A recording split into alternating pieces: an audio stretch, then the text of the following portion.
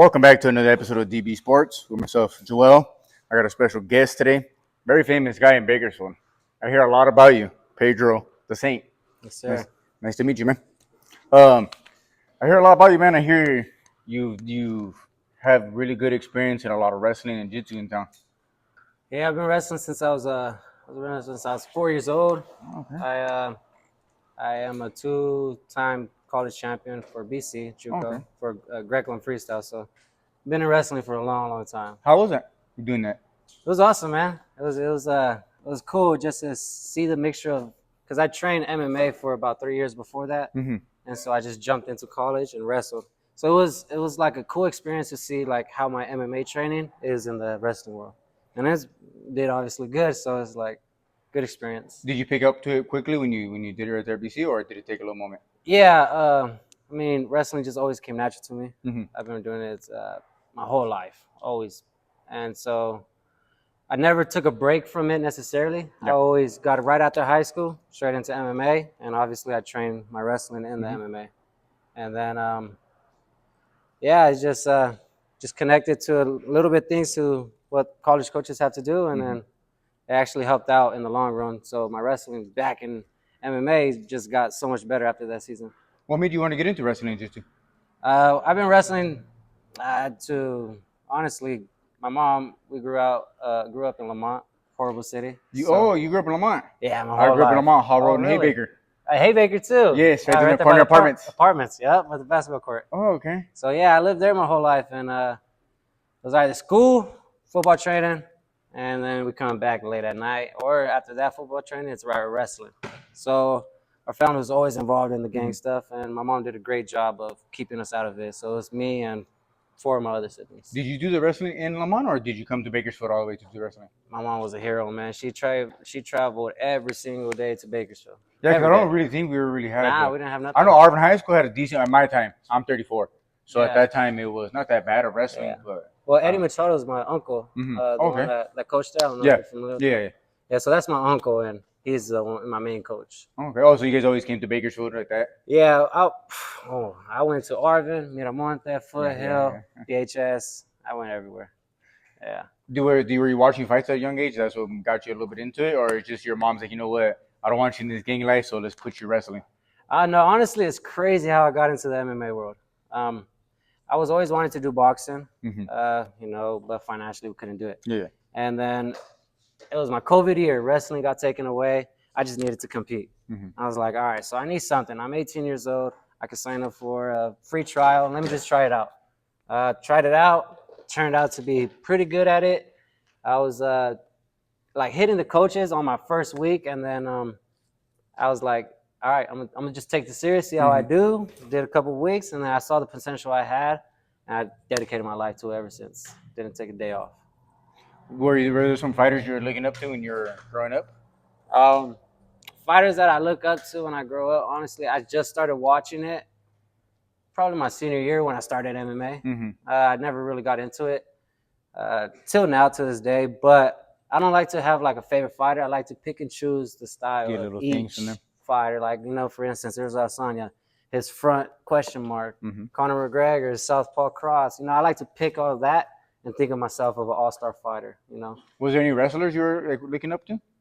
None.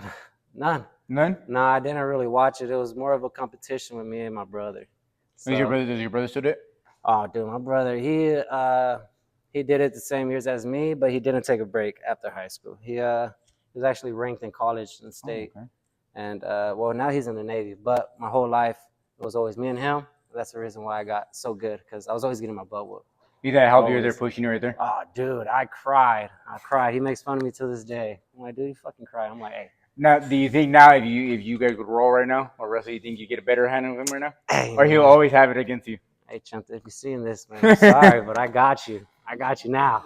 When's the last time you guys rolled or wrestled? To be honest, he just came in town not too long ago, so we rolled right there, in the living room of my house. Do you guys naturally do that all the time? Yeah, just fucking always monkey. Why do you guys MMA guys do that? I've always noticed that you guys just can't help your guys. Oh, we can, bro. It's like, because boxing, being a boxing coach. I've rolled a little, but mostly I boxed. I competed a little. we don't really naturally go bam bam. I always see you guys doing that. Always fucking. Like they're just grappling. I see Yeah. it with the pro guys when I watch those videos of DC back then. They're always grappling. They're always grappling in the living room somewhere, and I always wondered why. I feel like for me personally, I feel it's a cool little thing to do without getting hurt, you know. And we're just muscle around, you know, just showing, you know, whoever has the strongest or whatever. Joker does it to me when we're right there. I already know I can't. I have to keep a nice good distance with him holding mitts. Yeah. Because he if I go give me a 1-1-2, he will shoot a double right after that, right there, and I'm like, yeah, Joker. I already know what you're doing here. Clown. I already know. Yeah. You from what I'm hearing, you're going to turn pro already. Or yeah. So we are pro. We're just waiting for a fight now. Okay. I had a little incident with an injury. Okay. All good now. So now we're looking for a fight. 6 weeks, no more. So we're gonna get in there. Well, what weight class are you gonna fight at? 185s. 185. Yeah, I'm coming from I'm walking around 210. You did what? About 10, 12 amateur fights? Dude, I think I got about I was 14-2, I believe. I know when I looked, it said you were 10-2. Oh, was it? But then there was like another page that said you're like 8-2, 8-3. So I know a lot of those MMA ones. Wrong, yeah, they always get it mixed up. So around there, I kind of lost count. I just wanted to fight. You fought for 559 a lot. Yeah, I fought for 559, King of the Cage. What else? Valley Fight Series. Yeah. When do you think when you go amateurs, how many fights a person should do to turn pro? Boxing usually is different. They want you to do quite a bit. Yeah. For this, I'll say just me personally, I just wanted to experience like a dog fight.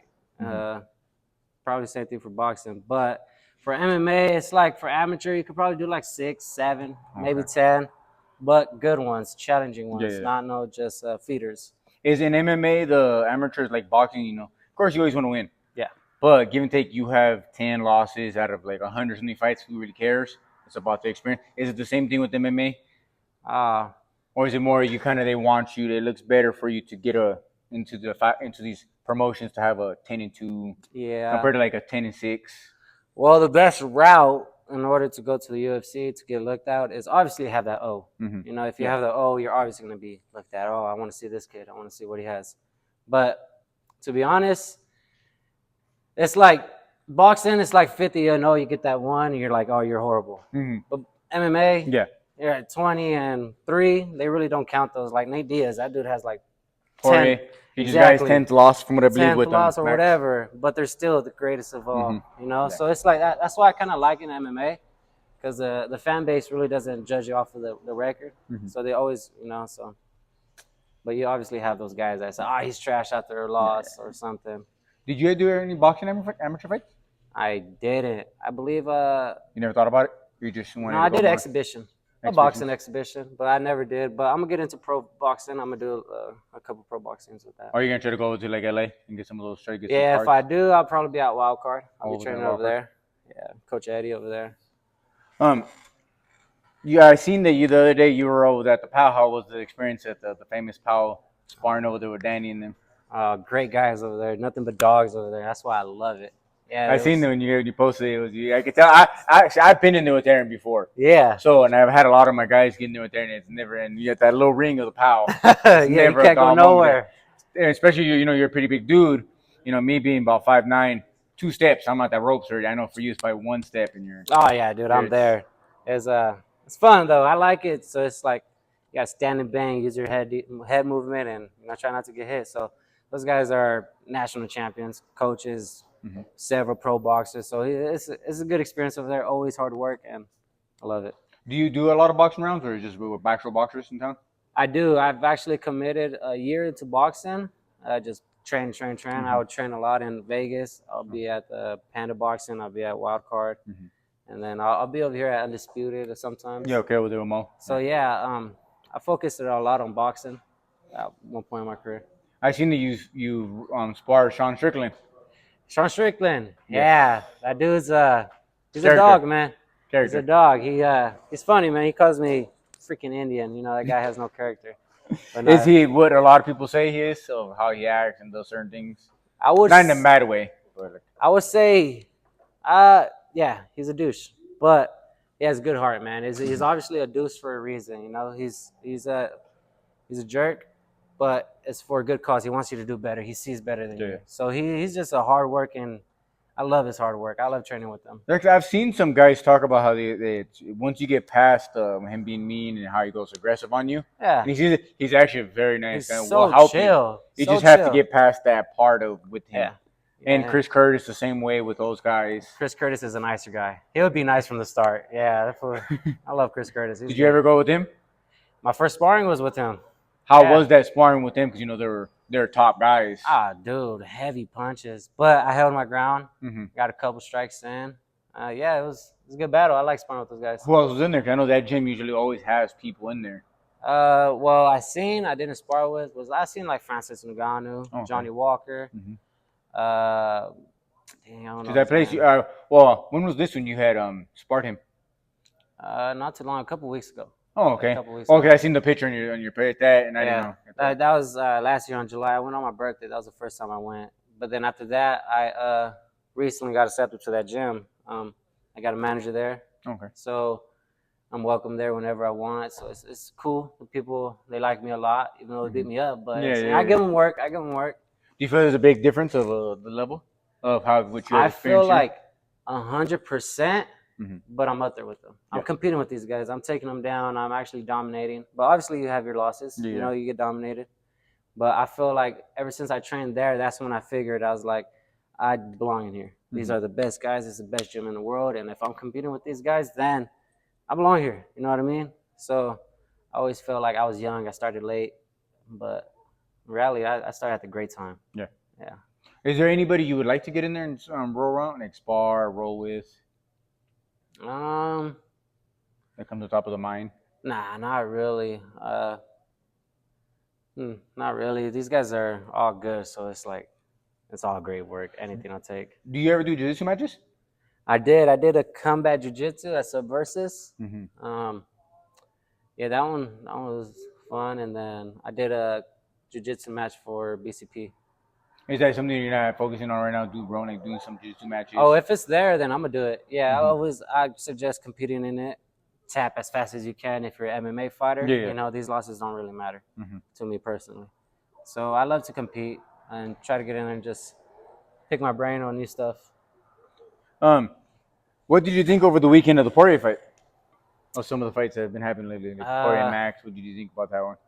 I didn't even see that fight. I was sleeping in, but I seen the end of it. Yeah. I seen the last 10 seconds. Mm-hmm. Yeah, they're dog. Max is a dog for that. Poirier, you should have stood and banged, man. You should have stood and you shouldn't have clinched up. I think from what he said, I think he realized really quickly. Yeah. Every one shot he threw, Max was throwing three. Like three. So he said, he goes, nah, I'm just not going to end out like Gaethje. So he said, I'm going to clean. Because if you've seen that first one, he let a right hook go really quickly, which caught Max. Yeah. Clean. And Max just stood there. I think he just realized that, nah, I'm good, man. Yeah, Max is crazy. He's a dog. And for Max, it's like, I love his cardio. I want that cardio. I'll get it. You know, I'll pick that from him. Do you watch a lot of the fights? I do, actually. Kinda. But, do you watch all the UFC fights, or do you just stick to certain ones? I've heard that a lot about MMA guys. They're not really watching a lot of them. It's certain ones, maybe their divisions. Yeah. Too crazy. Certain guys, maybe in the smaller divisions, if they see they like. I like to watch everyone. Honestly, I like to watch everyone. I feel like at my weight, not really. I'm not supposed to move like this, but I feel like I can move like a 35er. I can move as a heavyweight with some powers, and I can move fast, pretty good. So I watch every single one. I'm like, I could use that. Yeah. I could use that. So I always glance at every fighters. Is there a gym that you want to go to that you have never probably gone to just to see how it is in there?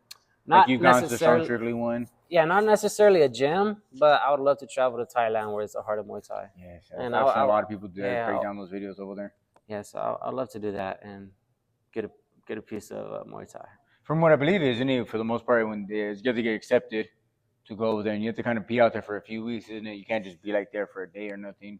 Yeah, you're going to have to stay there for a couple weeks or something. Yeah, from what I believe. I've seen people break down. You have to, because I've seen someone make videos of they break it down. They show the cost, the apartment, the little place there, and it's very cheap. I heard it's cheap. Yeah, the food and everything is always cheap. So I'm thinking about doing that very soon. You think before the year ends, or? Probably next year. When I get a couple, or 2 years when I get a couple pro fights in, and then once I get to bigger stages, I want to, or as soon as possible, as soon as I get the financial aid for it, I'm perfectly fine. Would there be another place? Would you like want to go to like Russia and to some of those, like Dagestan or Kyrgyzstan, something. some of those guys? Not really. If I do, I'll probably go. I think there's a, what are they? Where Khabib trains in L.A.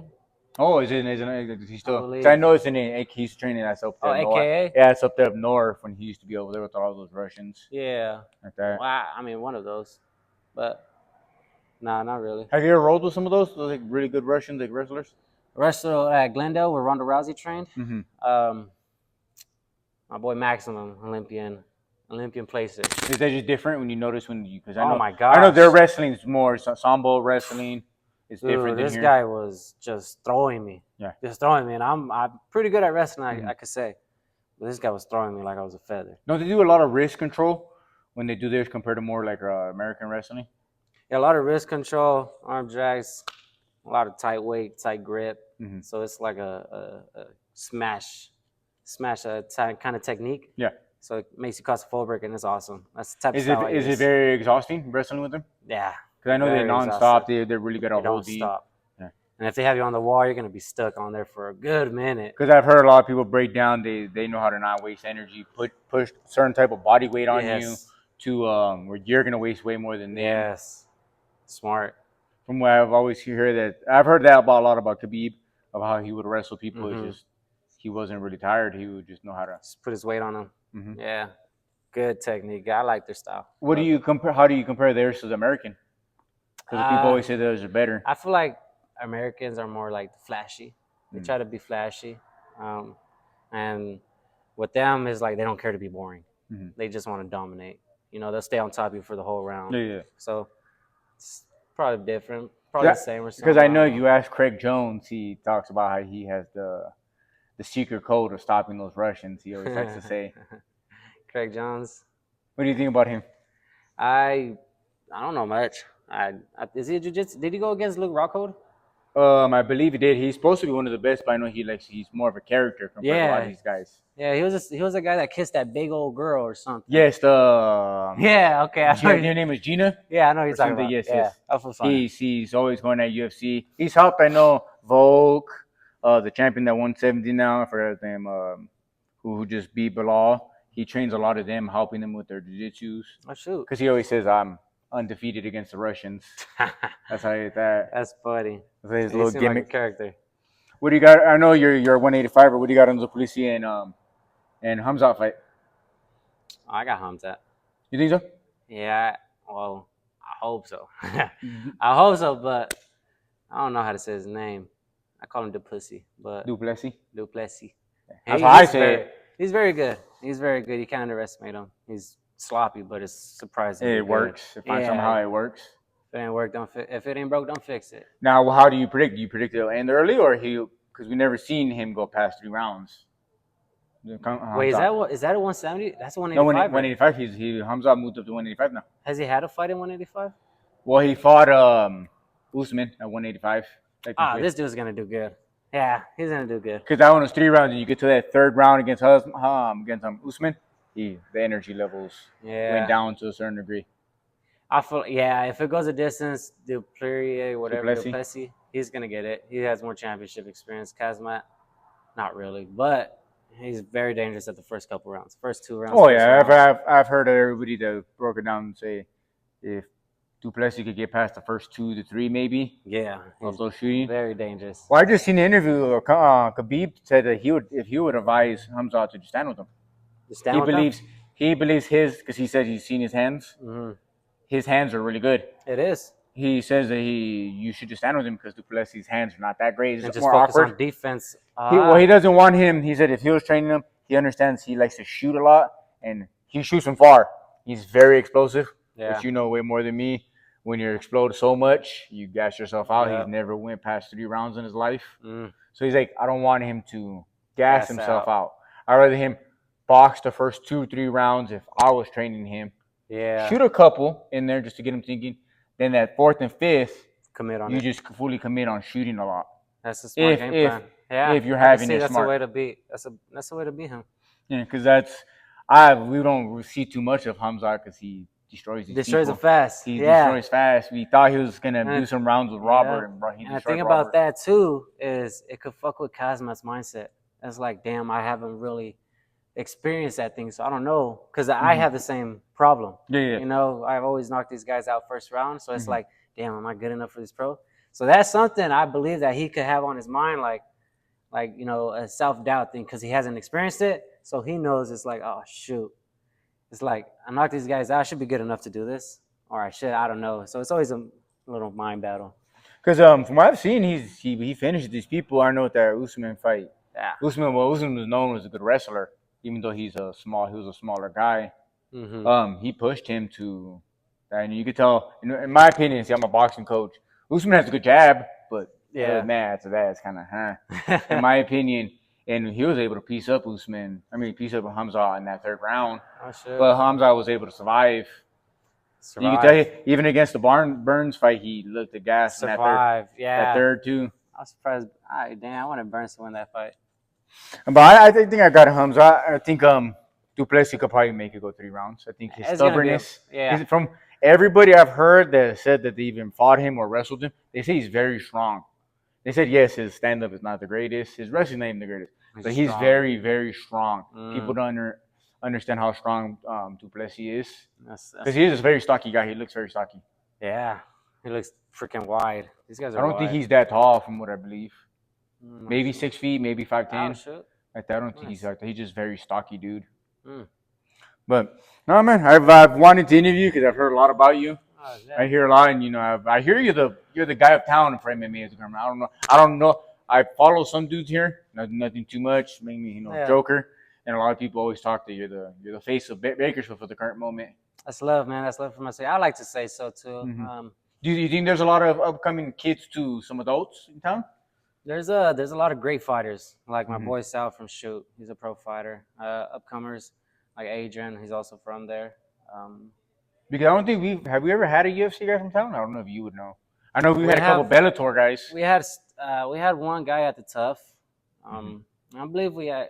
I don't know. Did we have one?